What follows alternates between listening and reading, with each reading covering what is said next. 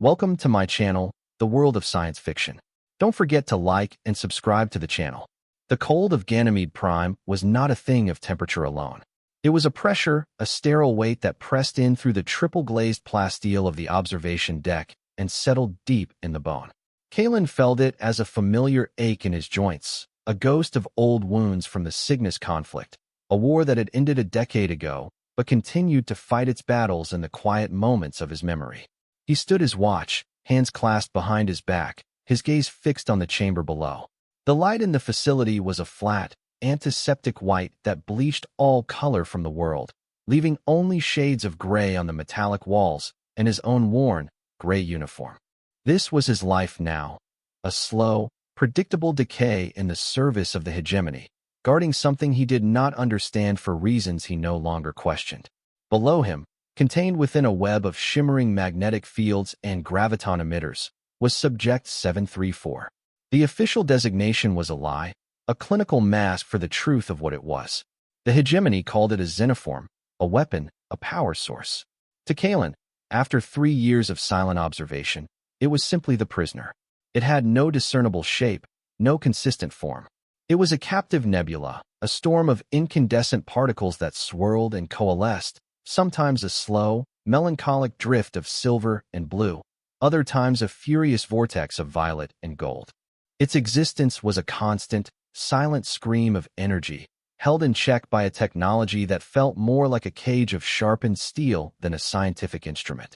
His duty was simple: watch the energy readings, report any deviation from baseline, and ensure the containment field never, ever faltered. It was a watchman's job, a janitor's post for a living star. Disillusionment was a slow poison, and Kalen had been drinking it for years. The metals from Cygnus were tarnished, packed away in a footlocker he never opened. The ideals he had fought for had curdled into the rigid, oppressive bureaucracy of the hegemony. He was a good soldier who had become a tired guard, his skills in combat and tactics now relegated to monitoring readouts and walking predetermined patrol routes. He did his job with a practiced, hollow efficiency. He survived. That was the only code left. He drew his pay, ate his nutrient paste, and stared into the swirling heart of the anomaly, feeling a strange, desolate kinship with the entity trapped in the light. Both of them were isolated, bound by forces they could not control, their days measured out by the cold, impartial hum of the station's life support. The alert was not a klaxon, but a subtle shift in that hum. A harmonic dissonance that vibrated through the deck plating under his boots. On the main console, a cascade of amber warnings appeared. Containment field emitter C7 was fluctuating, its power cycling erratically. Protocol was clear: initiate a level 2 lockdown and await the technical team. His hand moved toward the lockdown panel, his fingers hovering over the crimson button. But his eyes were on the prisoner. The swirling cloud of light in the chamber had contracted, pulsing with a rapid, frantic rhythm that looked less like a show of aggression and more like a spasm of pain. The colors shifted to a bruised, angry purple. He had seen this before, during routine maintenance cycles. The engineers would call it a resonant cascade and apply dampeners that seemed to cause the entity even greater distress. They treated it like a faulty engine, not a living thing. A flicker of something, not compassion, he told himself, but professional curiosity, a simple defiance against the station's brutal indifference, made him hesitate. Instead of the lockdown, he accessed the emitter's subcontrol panel. The screen displayed complex waveform data he only partially understood. But he saw the errant frequency, a jagged spike in the otherwise smooth sine wave of the containment field. His training screamed at him to follow protocol. His gut, a long-dormant instinct from the battlefield, told him otherwise. He bypassed the automated system, his security codes granting him manual access. With a careful, deliberate touch, he adjusted the harmonic frequency of emitter C7, nudging it down by a fraction of a degree, attempting to smooth out the spike. It was a forbidden act, a gross violation of his operational parameters. It was a gesture of kindness so small it was almost meaningless. For a moment, nothing happened. The amber lights still flashed. The dissonance continued. He thought he had failed, or worse, made things more unstable. Then, the frantic pulsing in the chamber slowed. The bruised purple softened, bleeding back into a tranquil silver and blue. The entity drifted, its form expanding slightly, as if taking a breath it had been holding for years. A single, brilliant mode of golden light detached from the central mass, drifted across the chamber, and pressed against the transparent containment wall directly in front of his observation window. It pulsed once, a soft, warm beat of light, before rejoining the whole. It felt like a nod. It felt like thanks. Then all hell broke loose. The connection, that tiny, shared moment, had been a key in a lock he never knew existed. The entire containment grid did not fail, it was bypassed. The shimmering fields of energy did not collapse. They parted, opening a path from the chamber into the corridor below, as if commanded by an unseen hand. A deep, resonant tone, the sound of a universe shifting on its axis, echoed through the station. Red lights strobed across the walls, and this time, the klaxon did scream. Its cry was one of systemic, unadulterated panic.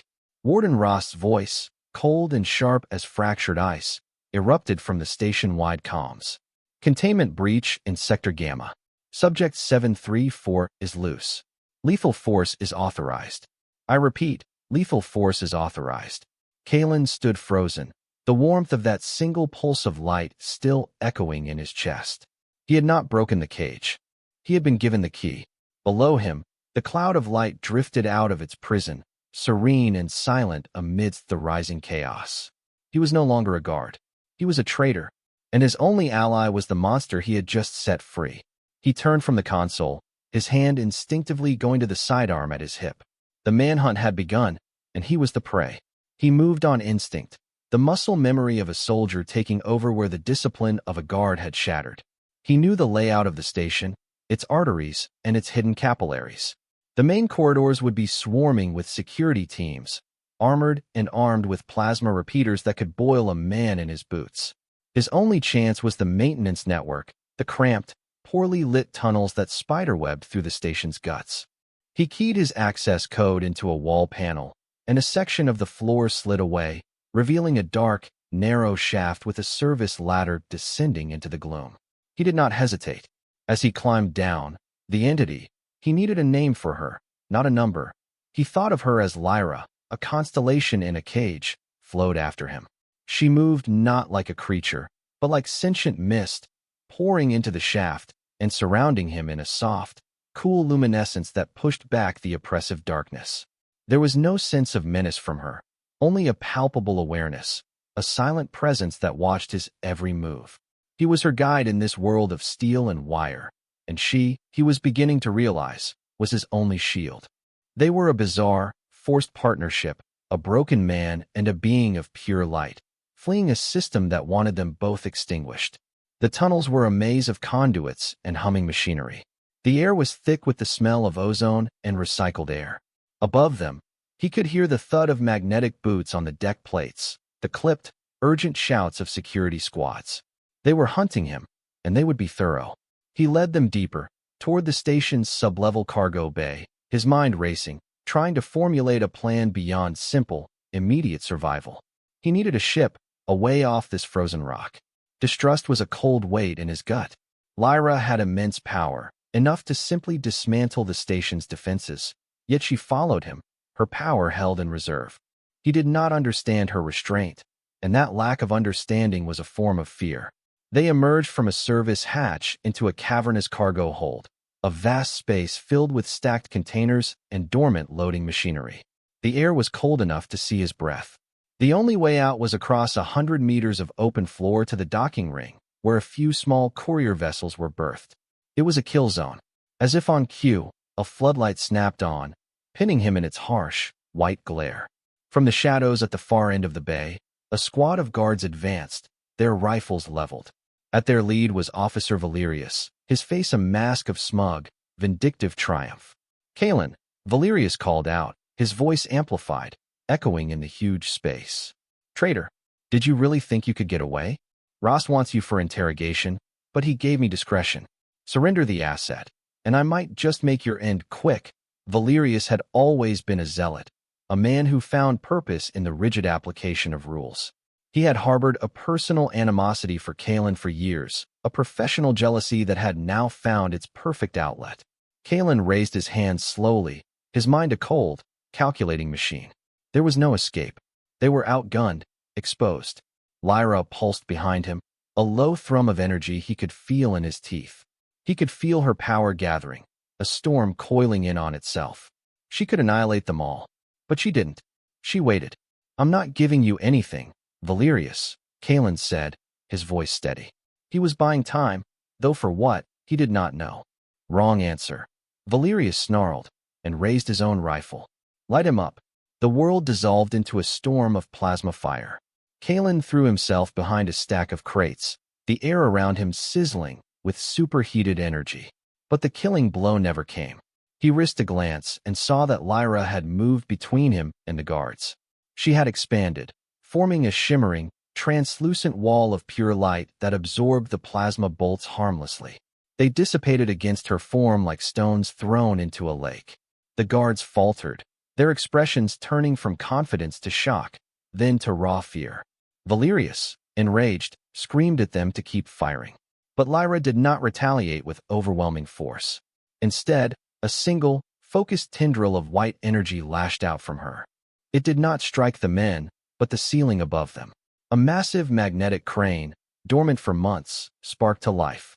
Its huge metallic claw dropped with a deafening crash, landing directly in the path of the advancing squad, cutting them off. Simultaneously, another pulse of energy from her overloaded the guards' weapon systems. Their rifles sparked, smoked, and died in their hands. The floodlight above them flickered and went out, plunging the bay back into semi-darkness. It was a display of precise, non-lethal power that left Kalen breathless. She had saved him. She could have escaped on her own at any point, but she had stayed. She had protected him. In that moment, the foundation of their alliance shifted from one of forced necessity to the first, fragile brick of trust. He scrambled to his feet, grabbing her silent attention with a sharp gesture toward the docking ring. This way, she contracted her form, flowing after him as he ran, leaving Valerius and his disarmed, terrified squad trapped behind a wall of fallen steel. They had won the first battle, not through brute force, but through a strange and potent mercy.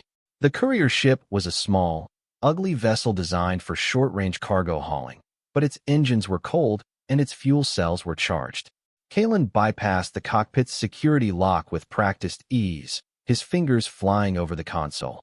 The ship shuddered to life around them, its internal lights flickering on, the low thrum of the reactor a welcome sound.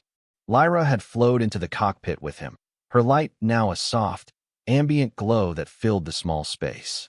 She seemed to be observing the ship's systems, her form pulsing in time with the flow of energy through the conduits. He sealed the cockpit and initiated the launch sequence. On the external camera feed, he saw more security teams pouring into the cargo bay, but they were too late. The docking clamps released with a percussive thud, and Kalen pushed the throttle forward.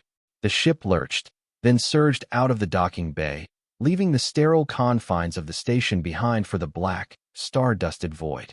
Below them, Ganymede Prime was a pockmarked sphere of gray ice and rock, a prison moon receding in their wake. They were free, but they were fugitives in the vast, unforgiving territory of the hegemony. Their only hope was a derelict comms relay on the far side of the moon, a relic from before the hegemony had consolidated its power. It was offline, forgotten, and hopefully unmonitored.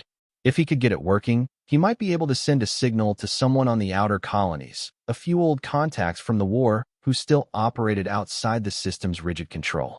It was a slim chance, a desperate gamble. The journey across the moon's surface was a harrowing flight through treacherous canyons and over jagged, irradiated plains. The ship was not built for atmospheric maneuvering, and Kalen fought the controls, keeping them low to the ground to avoid the station's long-range sensors. Lyra remained silent, a calming presence in the turbulent cockpit. She seemed to sense his tension, her lights softening whenever a sudden downdraft sent the ship plummeting. They were a team now, bound by a shared ordeal. He navigated the physical world. She maintained a silent, watchful vigil. Their communication was wordless, a language of shared focus and mutual reliance that was more profound than any spoken tongue. The comms relay was a skeletal ruin, a skeletal tower of rusting metal silhouetted against the faint light of Jupiter. Kalen landed the courier ship in its shadow. The silence that followed the engine shut down profound and absolute. The wasteland outside was a study in desolation, a landscape of gray dust and black rock under a sky that held no comfort. They would have to go outside. The ship's meager supplies included 2 outdated environmental suits. He put one on. The familiar process of sealing the helmet and checking the oxygen flow a grim ritual. He left the other suit, knowing it was useless for her. He had no idea if the vacuum or the radiation would affect her, another terrifying unknown in a long list. He cycled the airlock and stepped out onto the surface of Ganymede Prime. The dust was fine as ash, and the cold was immediate and penetrating. Lyra flowed out of the ship behind him, and to his immense relief, she seemed utterly unaffected by the harsh environment. Her light was a beacon of impossible life in this dead place. She moved ahead of him, gliding toward the base of the relay tower as if she knew the way. He followed her, his heavy boots crunching in the gray dust, the sound loud in the utter silence. Inside the relay station, the air was stale and thin, but breathable. Kalen removed his helmet, his breath misting in the frigid air. The equipment was ancient, coated in a thick layer of dust. He set to work, prying open service panels and testing circuits. Most of it was dead, the power conduits corroded beyond repair. But the central transmission array, shielded deep within the station's core, seemed intact. It lacked a power source. He looked at Lyra, who had settled near the main console, her light bathing the dead screens in a soft glow. An idea formed, a wild and desperate hope. "Can you power this?" he asked, his voice hoarse. He pointed from her to the massive, severed power cable that led to the array. She seemed to understand. A tendril of light extended from her, touching the frayed end of the cable. The station groaned around them. Lights flickered on the console. Screens that had been dark for half a century blinked to life, displaying streams of archaic code. A low hum filled the room, the sound of a dead machine stirring from a long sleep. She was not just powering it. She was interfacing with it, her consciousness flowing into the system like water into dry earth. The main screen before him cleared, and instead of data, an image began to form. It was not a video feed, but something else, a projection built from light and thought. He saw a star, a brilliant, beautiful blue giant, and orbiting it were worlds teeming with life he could not comprehend. He saw beings of light, like Lyra, dancing in the stellar winds, their forms weaving together in a silent, cosmic symphony. This was her home. This was her people, the Lumina. He watched, mesmerized, as she showed him the death of her star. It did not explode. It withered, its light fading, collapsing in on itself, consuming the worlds that had depended on it. Then the image shifted. He saw the survivors, a fleet of living lights, fleeing the darkness, traveling through the void as refugees. He saw their arrival in this sector of space, their first encounter with humanity. The hegemony ships, bristling with weapons, had seen not refugees, but an invasion. They saw the Lumina's energy signatures not as life, but as a threat. The first shots were fired by a nervous hegemony captain, and the great misunderstanding began. The war was not a war. It was a slaughter, a harvest. The hegemony had learned to capture her people, to encase them in containment fields and bleed their energy to power their fleets, their cities, their entire civilization. The final image was of Warden Rost, younger, colder, standing before the first successful containment chamber. He was not a mere functionary. He was the architect of this entire system of enslavement, the man who had built an empire on the lie of a xenoform threat. The truth was a physical blow. Kalen stumbled back from the console, his entire worldview collapsing. He had not been a soldier fighting a threat. He had been a cog in a machine of genocide, a guard in a concentration camp for a species whose only crime was to survive. The weight of his own complicity settled on him, a crushing, suffocating burden. As the projection faded, Lyra showed him one last thing. It was not an image on the screen, but a feeling, a thought projected directly into his mind. She showed him a scar, not on a body, but on the very fabric of her being. A jagged wound of pain and loss from the moment of her capture, the agony of being torn from her kin and imprisoned in the cold, sterile dark. The feeling was so raw, so overwhelming, that Kalen cried out, clutching his head. In that moment of shared agony, his own walls broke. A memory he had kept buried for 10 years surged to the surface. The ambush in the Cygnus Nebula. The flash of plasma that had vaporized his squad. The faces of his friends, their one moment and gone the next. The profound, soul-crushing futility of it all. He reached out, his gloved hand pressing against the dusty screen of the console, as if to steady himself. As he touched it, he felt a jolt. She was in the machine, and through it, she felt his touch. She saw his memory. She felt his scar. A new feeling flowed from her into him, replacing the agony. It was not pity, but a deep, resonant understanding. A shared knowledge of loss that transcended species, transcending form. In the cold, dead heart of a forgotten relay station, surrounded by the ghosts of a terrible truth, the bond between them was forged anew, no longer in the fire of escape, but in the quiet, shared darkness of their wounds. He was no longer just her protector. He was her witness. And he would fight for her, not for a contract, not for survival, but for a cause. The faint ping of the station's long-range proximity sensor was the only warning they got. A single ship, small and fast, was on an intercept course. Kalen checked the vessel's transponder signature against the Hegemony Naval Database, a piece of old software still buried in the relay systems. The signature was military, an elite Ghost-class scout ship, heavily armed and designed for pursuit. There was only one man who would be commanding such a vessel on a personal vendetta. Valerius. He found us, Kalen said, his voice grim. We have to go. Lyra withdrew her energy from the console, and the station died around them, plunging back into dusty silence. They raced back to the courier ship, the urgency of their flight now sharpened by a clear and present threat. As they lifted off from the surface, Kalen saw the ghost ship descending through the thin atmosphere, a black, angular predator against the backdrop of distant Jupiter. It immediately opened fire. Green bolts of plasma energy stitched across the gray wasteland, bracketing their slower, clumsier vessel. Kalen pushed the engines to their breaking point, weaving the ship through the same canyons they had used for their approach. An alarm blared as a shot grazed their port stabilizer. The ship shuddered violently, and he fought to keep it from spiraling into the canyon wall. Lyra flowed around his command chair, her light intensifying, creating a subtle energy field that seemed to dampen the worst of the vibrations, helping to hold the damaged ship together. He knew he could not outrun Valerius, and he could not outfight him. The courier had no weapons to speak of.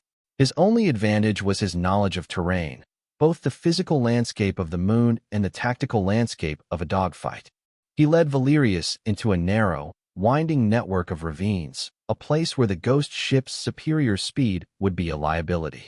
The chase was a desperate, high-speed ballet of rock and fire. Plasma bolts scored the canyon walls around them, sending up showers of molten rock. Kalen's mind was a maelstrom of tactical calculations. He needed to separate Valerius from his support, to force an error. But Valerius was a good pilot, relentless and disciplined, his rage focused into a sharp, deadly point. The pursuit continued, a relentless drumbeat of near misses and jarring impacts. It became clear that this was not sustainable. They were being herded, driven toward a wider, more open basin where Valerius could bring his full arsenal to bear. As they broke out of the canyons into the basin, Kalen saw it. Waiting for them. A full Hegemony battle cruiser, hanging in the low orbit like a judgment from God. The ghost ship had not been hunting them. It had been flushing them out. The comms channel crackled to life, and Warden Rost's voice filled the cockpit, dripping with condescending authority. You have been a surprising nuisance, Kalen. But it ends now. Surrender the asset, and your death will be painless. A courtesy I do not extend to traitors. The scale of his mistake hit him with the force of a physical blow. He had thought small, focused on Valerius, while Rost had been playing a much larger game. The cruiser's weapon ports opened, dozens of them, all aimed at his tiny, crippled ship. A direct military victory was not just improbable, it was a fantasy. This was not a fight. It was an execution. The sheer, overwhelming power of the hegemony was on full display, a force that could crush worlds, let alone one man and a single, extraordinary being. Rost, fearing the truth Kalen now possessed, was not just trying to kill them. He was preparing to erase them, and this entire sector, from history. Kalen saw the main energy cannon of the cruiser begin to charge, a terrible blue light gathering at its tip, a weapon capable of fracturing the moon beneath them. Rost was not just going to destroy their ship. He was going to sterilize the entire region, wiping out the relay station and any evidence it might have held. The conflict was no longer about their escape. It threatened to consume everything. In the face of annihilation, Lyra grew profoundly still. The soft light that filled the cockpit coalesced, drawing in on itself until she was a single, intensely bright point of energy hovering before him. A new series of images, more complex and urgent than before, flooded his mind. She showed him the heart of the hegemony's power, a massive command station, a mobile fortress named Aegis. And at its core, she showed him a great, imprisoned sphere of light, a being of immense power and sorrow. It was her people's progenitor, the first of the Lumina, captured and turned into a living battery for the entire hegemony war machine. Its raw, agonized energy powered their fleets, their FTL drives, their planetary weapons. She showed him the solution. It was not to destroy the progenitor, for that would unleash an explosion that would tear the fabric of space-time. The solution was to heal it. Lyra could merge with it, her own free and balanced essence calming its tortured state, transforming the weaponized energy into something benign, stable, and peaceful. The act would instantly neutralize the hegemony's military, silencing their guns and grounding their fleets in a single, silent moment. It was a way to win the war without firing a shot. But there was a cost. A terrible, impossible choice. The progenitor was contained within a machine, a vast technological interface. Lyra, a being of pure energy, could not connect with it directly. She needed a bridge, a conduit, a living, organic mind to act as the catalyst, to translate her consciousness into the machine's language. The process would be absolute. The human anchor's consciousness, their very identity, would be consumed, their mind becoming a permanent, silent part of the new, stable network they would create together. A living seal, a ghost in the machine. The image faded, leaving Kalen in the silent cockpit, the blue light of the cruiser's cannon filling the viewport. The solution was there. The path to victory was clear, and it required a sacrifice that was more than just death. It was the complete obliteration of the self. He looked at the point of light that was Lyra, and he understood.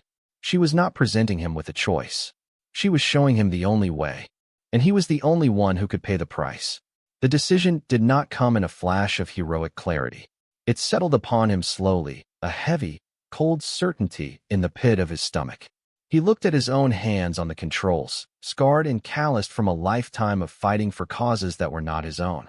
He thought of his squad, lost to the meaningless violence of Cygnus. He thought of his years as a guard, enforcing a cruelty he had chosen to ignore. His entire life had been a series of orders followed, of compromises made, of a slow sanding down of his own soul until almost nothing was left. This, then, was the final order, the only one that mattered. It would not be given by a commander, but by the quiet imperative of a just cause. It was a chance to make the sum of his life equal something more than survival. To take all the violence, all the pain, all the weariness, and forge it into one final, meaningful act. An act of creation, not destruction. An atonement. He did not have to voice his decision.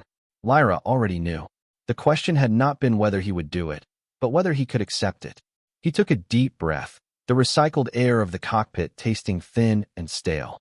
He looked away from the looming cruiser and its charging weapon, and instead focused on the console before him. He began to plot a course. Not a course of escape, but of approach. A direct line to the heart of the system, to the Aegis station. Lyra's power, which had been held in reserve, now surged through the courier ship.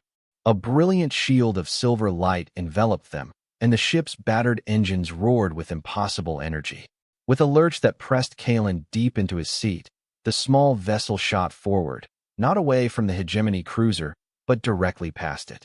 The cruiser's main cannon fired, a lance of incandescent energy tearing through the space where they had been moments before. But they were already gone, accelerating toward the system's jump gate, moving faster than any hegemony ship could follow. The journey was a blur of hyperspace, a tunnel of surreal, shifting colors. They were silent, the man and the star, wrapped in the shared, solemn knowledge of their destination. In the quiet hum of the ship, Kalen prepared himself.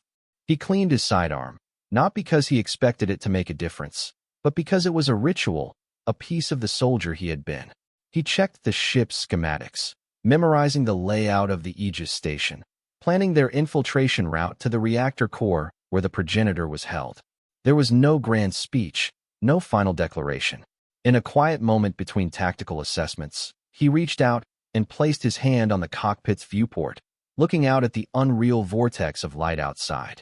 Lyra, a soft globe of blue light now, drifted closer until she was hovering just on the other side of the plasteel. She pulsed gently, a slow, steady rhythm like a heartbeat. He felt a wave of her emotions wash over him. Not just gratitude, but a profound, aching sorrow for the price he was about to pay. He met that sorrow with a sense of calm resignation he had not felt in years. He gave a small, almost imperceptible nod. The decision was made. The commitment was absolute. The Aegis station was a monument to the hegemony's power, a city-sized weapon of black metal and glowing energy conduits, orbited by a fleet of destroyers. Emerging from hyperspace in their small, insignificant courier ship was suicide. But Lyra shielded them, her light bending the station's sensor arrays around them, making them effectively invisible. Kalen guided the ship to a maintenance port on the station's underbelly, a blind spot he had identified from the schematics. They moved through the station like ghosts. Lyra's ability to manipulate energy systems shorted out surveillance cameras and opened sealed doors just moments before they reached them. The few guard patrols they encountered were overcome with a sudden, inexplicable wave of exhaustion, slumping to the floor asleep before they could even raise an alarm. It was a silent, seamless infiltration, two beings moving as one, their purpose a silent, unstoppable force. The antechamber to the reactor core was heavily guarded. Here, there would be no subterfuge. As the final blast door slid open, they were met by Warden Rost himself, flanked by a restored and vengeful Valerius and two squads of his elite Praetorian Guard. Rost's face was a mask of cold fury. He had been made a fool of, his prey slipping through his grasp and now appearing in the very heart of his power. "It ends here, Kalen," Rost said, his voice devoid of its earlier condescension, replaced by pure, venomous hate. "Whatever trick you used to get here, it will not save you." "It was never about saving me," Kalen replied, his voice calm. He drew his sidearm. It felt small and useless against the armored soldiers and their heavy plasma rifles, but it was a symbol. He was a soldier to the last. The fight was brutal and short. Lyra erupted from her calm state into a storm of protective energy. She was not a weapon of indiscriminate destruction. Every move was precise, controlled. She created shields of hard light that deflected plasma bolts. She sent out pulses of kinetic force that threw the guards back, stunning them but not killing them. Kalen moved in her wake, his own movements economical and deadly, honed by years of close-quarters combat. He used the chaos she created as cover, disabling his opponents with targeted shots to their weapon arms or joints. Valerius, driven by a fanatic's rage, broke through the chaos and charged Kalen directly, a vibroblade humming in his hand. The two men met in a desperate, grunting struggle. Valerius was younger, stronger, but Kalen was more experienced, his every block and parry brutally efficient. He saw an opening, a moment's overextension in Valerius's lunge, and he exploited it. He disarmed the younger officer, and a single, precise blow to the temple sent Valerius crumbling to the floor, unconscious. Only Rost remained. The warden, a politician and a bureaucrat, not a soldier, backed away toward the reactor control panel. His face was pale with terror and disbelief. "You cannot win," he stammered, his hand scrambling for a large, red lever on the console. "If I cannot have this power, I will unchain it. I will overload the core. It will destroy this station and half the fleet." Kalen advanced on him, but it was Lyra who acted first. A gentle tendril of light wrapped around Rost's arm, holding him fast. He struggled, but it was like fighting the tide. He was powerless. The doors to the core chamber slid open, revealing the progenitor. It was a sun in agony, a sphere of blinding white light contained by a lattice of black metal and humming machinery. Its pain was a physical presence in the room, a low, keening vibration that resonated in Kalen's bones. This was the source, the place of sacrifice. Kalen walked past the frozen, helpless form of Warden Rost and approached the central interface, a raised dais with a console and two hand-shaped indentations on its surface. This was the bridge, the point of no return. He took one last look at the chamber, at the stunned guards, at the defeated warden, at the shimmering form of Lyra as she released Rost and floated toward him. He felt her project one final, clear thought into his mind. It was not a word, but a feeling, a sense of shared peace, of an ending that was also a beginning. He placed his hands into the indentations on the console. The cool metal seemed to grip him, and the machine hummed to life around him. Lyra, now a being of pure, brilliant gold, flowed toward him. She did not touch him, but merged with him, her light pouring into his body, into his mind. The pain was immense, a fire that burned away everything he was. His name, his memories, his scars. They were all consumed by a light so absolute it was a form of darkness. His body arched back, a silent scream lost in the roar of energy. Then, the pain was gone. His consciousness did not cease to exist. It expanded. He was the console, the core, the station. He felt the progenitor's eons of agony, and he felt Lyra's calming, healing presence as she merged with it. Together, the three of them, man, Lumina, and progenitor, became one. He felt the entire hegemony network, a web of power spread across 1,000 star systems. He felt every ship, every weapon, every city drawing power from the tortured heart in this room. And with a single, unified act of will, they changed the nature of that power. They did not cut it off. They pacified it. The raw, violent energy was transformed into a gentle, stable, life-giving force. His last sensation as Kalen, the man, was of a great, profound peace. A final, silent exhalation. The sacrifice was complete. Across the galaxy, the effect was instantaneous and absolute. On the bridge of the battle cruiser still orbiting Ganymede Prime, the charging weapon system went dead. The lights flickered and then returned, but with a softer, warmer glow. The engines went silent. FDL drives across the fleet failed, not with a bang, but with a gentle sigh. In the core chamber of the Aegis, Warden Rost stared as the blinding, agonizing light of the progenitor softened into a calm, warm, golden radiance that filled the room with the feeling of a sunrise. The war was over. The tyranny of the hegemony had not been defeated by a superior weapon. It had been undone by an act of perfect, selfless peace. 10 years passed. The collapse of the hegemony had not led to chaos, but to a renaissance. Without the means to wage interstellar war or enforce centralized control, the system had fractured, and from its ashes, a new federation of independent worlds had begun to form. Trade and communication, once powered by the progenitor's pain, now flowed freely along the network Kalen and Lyra had created, a benign and limitless source of clean energy that was a gift to all. The Lumina, freed from their prisons, emerged from the shadows. They were not vengeful. They became guides, their wisdom helping to shape the new, fragile peace. On Ganymede Prime, the gray, dead dust was slowly giving way to patches of hardy, bioengineered moss. The sterile prison facility had been dismantled, its metal recycled for new construction. In its place stood a simple park, a quiet memorial against the backdrop of a slowly terraforming world. At its center was a single object, salvaged from the Aegis station before it was decommissioned. It was the interface console, the altar of Kalen's sacrifice.